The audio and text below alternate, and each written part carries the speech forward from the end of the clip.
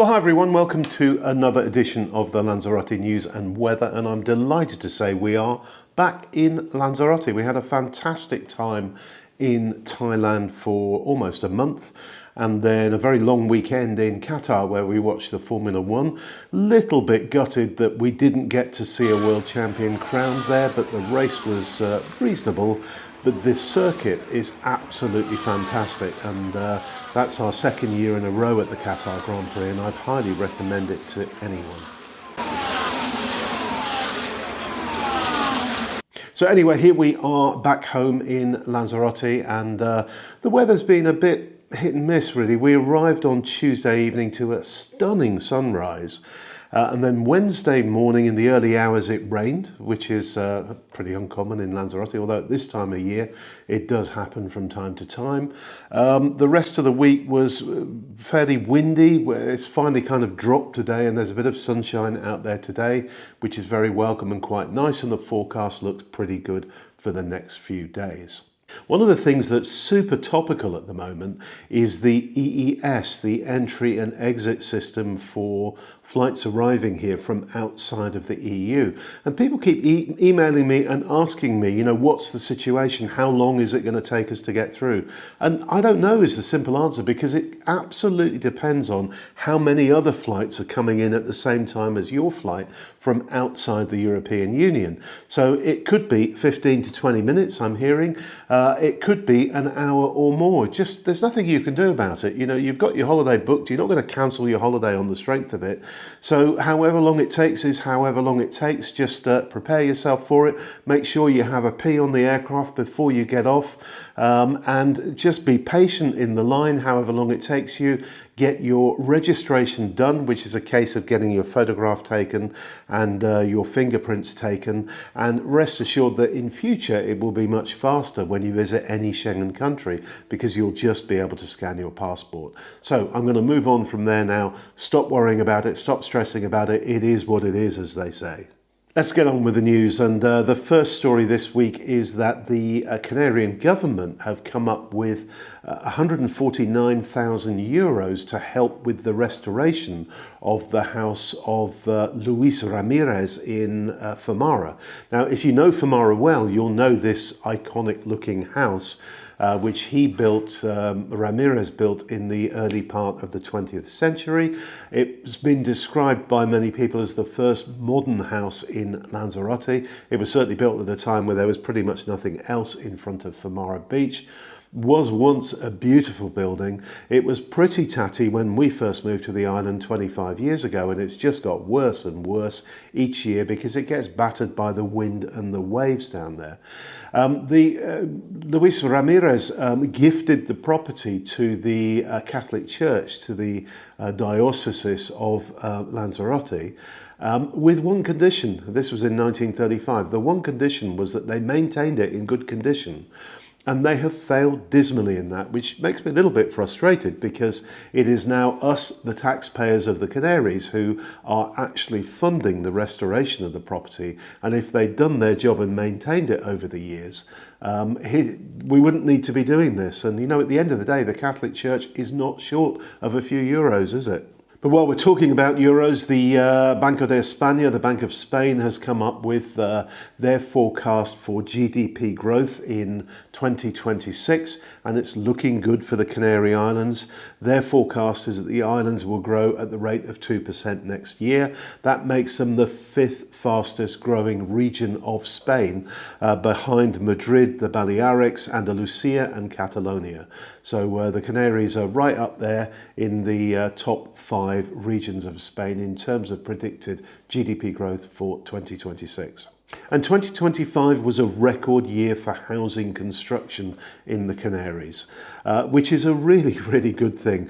I think the issue we've had in the islands is that construction was absolutely booming. The last really big year was 2009, which was before the financial crisis, as we call it here, or the recession, as most people call it. So 2009, up until then, we had lots and lots of construction going on. The financial crisis happened. everyone panicked. The banks repossessed a lot of properties. A lot of the construction sites that were underway, like the big one in Costa Teguise, the builders went bust as part of the recession. So I think everyone got very scared about construction at that point. And as a result of that, we just have not had enough houses built over the last 10 years or so to deal with the growth in population in the Canaries, and also the fact that a good proportion of the housing stock has been pushed over to holiday letting.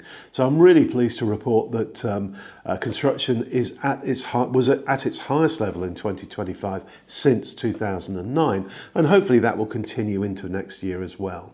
And while we're talking about construction, there was a very weird accident that happened at the airport this week. It was at 6 a.m. on Wednesday morning, where a cement truck managed to tip over completely onto its side on the airport access road, the road that goes into the airport from the main dual carriageway that runs through Playa Honda.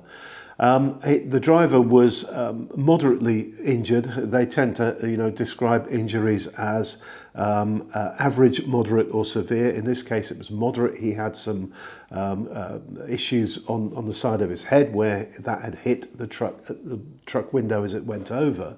And there was quite a lot of cement knocked out of it. I don't really know. Looking at the photos, I can't really work out how the accident happened. It looks like the truck sort of tried to go up a bank. Maybe the driver just lost control or fell asleep or something like that. But bit of a nasty accident. Fortunately, it happened relatively early and it was able to be cleared before the main rush hour started. Now, next up, and I think this is really good news, the Prime Minister of Spain, Pedro Sanchez, has announced non-payment of rent incentives for landlords. Now, there is a royal decree that is going through the government at the moment that will help owners in the face of non-payments of rent. And this is specifically to encourage more owners to put their properties into long-term rental. And that's the biggest issue we have with housing here in Spain at the moment, is that so much of the property stock, as I mentioned before, is given over to holiday letting that there is very little available for people to long-term let. And that's partly because the incentives or the law, if you like, here is very much weighed with the tenants and against the landlords if people don't pay their rent or if they cause issues, and it's very hard to evict people as well. So the government have announced various plans, and this is one of them, which will be a rent guarantee system for long-term rentals. Others will be about being able to evict tenants more easily in the future. So we'll keep an eye on that and keep you informed on those things. We seem to have been talking about the new diving centre in Puerto del Carmen for ages and ages, but as a diver myself, I over the years have dived from Puerto del Carmen, from Playa Chica, many times. And if you've ever walked through there, you'll see, the diving vans pull up in the morning and everyone gets out of them and they get changed on the kind of sidewalk, the promenade there. Go for their dive and then come back and have to get changed again coming out. For years, the Ayuntamiento of Tias have been talking about putting a diving centre in that area of Playa Chica, and that is finally now going out to tender.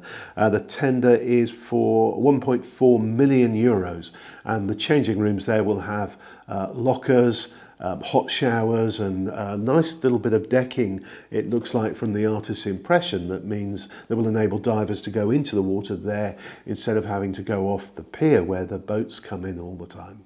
And over the years, we've had lots of vehicle launches here in Lanzarote because the roads are so good for a press launch of a vehicle. The weather is great generally for the photographs and the backgrounds and the sunlight and all that kind of stuff. And the latest one, which is happening this week, is for the new Renault 4, which is the battery electric vehicle, which has come onto the market recently and uses that old name, iconic name really, Renault 4. And the Renault 4 was absolutely iconic in Spain through the 1960s and the 1970s, where it was badged the Renault 4L and became known as cuatro latas, so four latas, four cans, if you like. So everyone here just refers to the vehicle as the 4 can.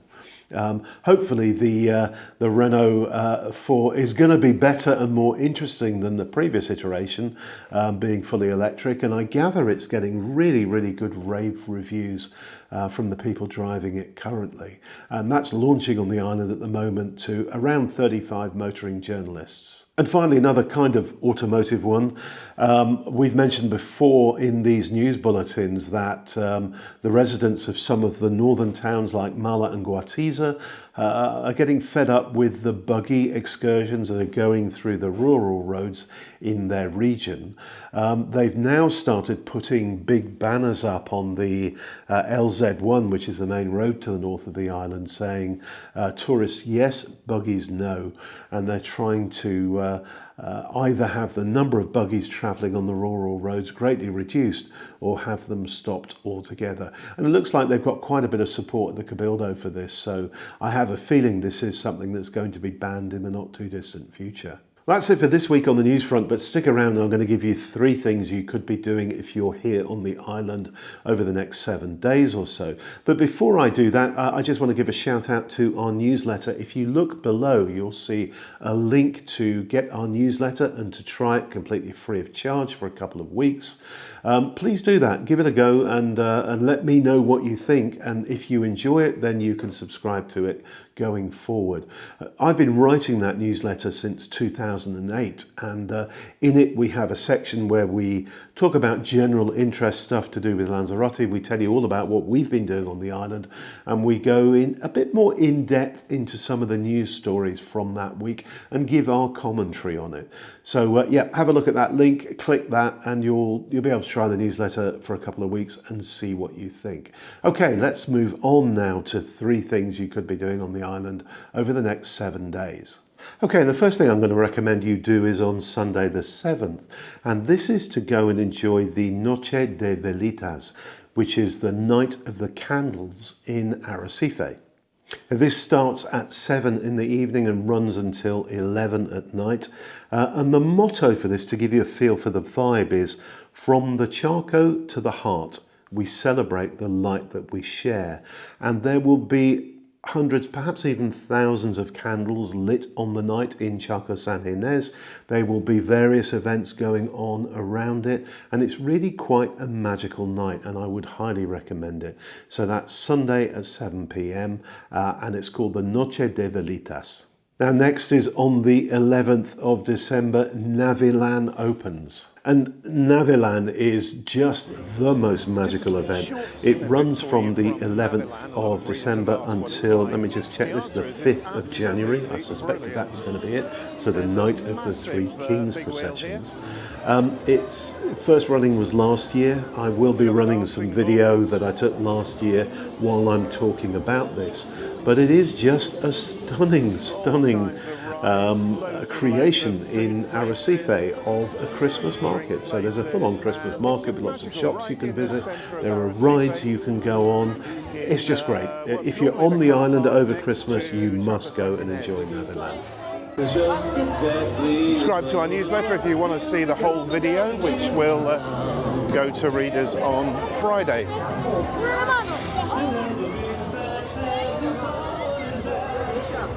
But sticking with the Christmas theme, and the third and final thing I'm going to recommend you do next week, if you're in the Puerto del Carmen area and you don't fancy going to the opening night of Navilan, because you can do that any other night, go along to the Plaza de las Naciones in Puerto del Carmen. So that's the sort of big wide bit of promenade but near Los Pocios Beach, and there is a Christmas market going on there. And that runs from the 11th until the 14th, and it's all about Christmas gastronomy, Christmas crafts, and should be just a really nice little Christmas market and a lovely setting to go and enjoy it in. But remember, if none of these float your boat, go to our website, lanzaroteinformation.co.uk. At the top you'll see a button called What's On. Click What's On and you can see laid out in front of you in list view, as we call it, all of the events coming up, but you can also put your dates in. So if you're here from the, I don't know, the 24th of December to the 8th of January, just put 24th of December in there and you can scroll forward all the way through your days on the island and choose what events you're going to do. So that's it for this week. Thank you so much for watching. We really appreciate all of you who take your time up to watch our videos. If you've enjoyed it, please give it a like. If you've got any questions, please leave a comment below. I read every single one of them and I will be happy to answer your questions. Don't forget to click that link for the newsletter below and give that a try and let me know what you think of it. Thank you so much. Bye for now, everyone. Bye.